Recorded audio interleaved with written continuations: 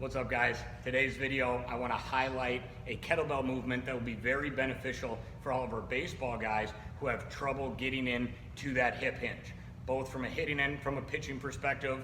Obviously, we know the value of hinging in the hips. It saves on back injury, increases force production because we can utilize our glutes.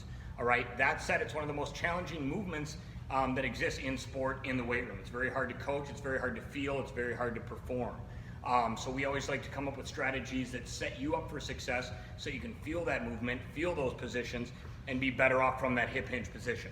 So that being said, here's a kettlebell variation that has great correlation, particularly to the pitching mound, but helps you guys feel what it is to be in a deep hip hinge in general. And what that is a staggered stance kettlebell swing. So if I get it in the staggered stance, I get my right leg in front, all my weight is on that right leg. My back leg is just a rudder. All right, I'll back up a little bit so you guys can see better what I'm talking about. So I'm in this split stance. I got my weight on that right leg, back leg's just a rudder. Now, my opposite hand does the swinging. I feed that kettlebell back, and when that happens, I'm forced to sit back into those hips and get in the heel of this right foot, or at least feel like I'm in my heel. So I hinge back, stand up through it, hinge back, stand up through it, hinge back, stand up through it. Okay, and what this does is it helps me feel the balance when I'm hinging to be stable and to be in the glute and the hamstring and not in the back. All right, and I got Carl, why don't you pop out here? Carl's just banging away at some bicep curls.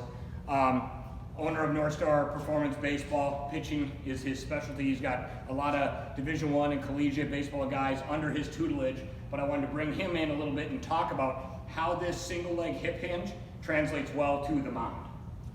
Yeah, basically the load phase that Jeff is talking about down the mound is really crucial for a variety of ways.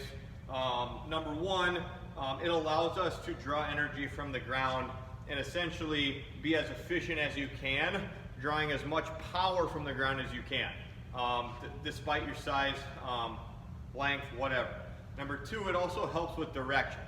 If you're not in a proper hip hinge, okay, and you're in your quad and into your kind of your knee, right, we're going to go off direction, most cases to that arm side of the mound.